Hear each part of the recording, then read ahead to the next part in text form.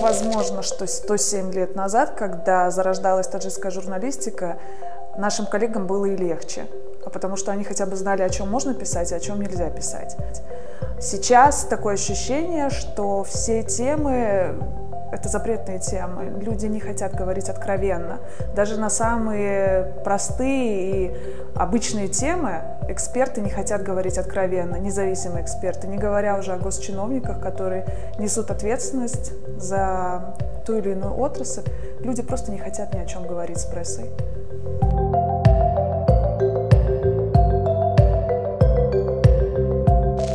Я говорю о событиях сентября 2010 года, когда было обстреляно Комаровское ущелье. После этого началась поимка небезызвестного полевого командира Муллы Абдулло.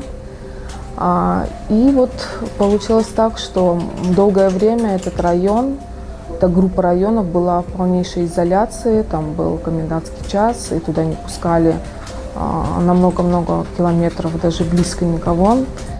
Азии Плюс удалось проехать и, вот, скажем так, нарушить, разорвать эту информационную блокаду, рассказать людям о том, что там происходило. Это было важно на тот момент людям знать. Тогда, наверное, не то чтобы страшно, а тогда, наверное, меньше думалось об этом. Было интересно сделать первыми. Это достаточно, я думаю, понятная история для любого журналиста. О том, что нам угрожала какая-то безопасность, лично я узнала на следующий день. Мы достаточно поздно закончили свой репортаж, и вечером один из полевых командиров, Мирзахуджат Ахмадов, предложил остаться у него дома ночевать. Подумав, отказались, а потом в результате на следующий день узнала я, что в эту же ночь, точнее под утро, очень рано, его с самолетов бомбили, правительственная авиация, да. Наверное, повезло, что не остались. Самый запомнившийся репортаж, наверное, был репортаж про ворованные мобильные телефоны. Приехали на этот мобильный рынок, стали искать эти телефоны. Оказалось, что там очень много разных телефонов, и доказать о том, что они ворованы, естественно, никак не получается. И когда мы вышли из этого рынка, моя коллега-оператор стала снимать, как за то, чтобы зайти в этот рынок, молодые люди, которые стояли возле ворот, брали деньги. Они это увидели, они побежали за нами, мы сели в такси и уехали. И я давала стендап прямо сидя в машине, потому что выйти мы, честно говоря, побоялись.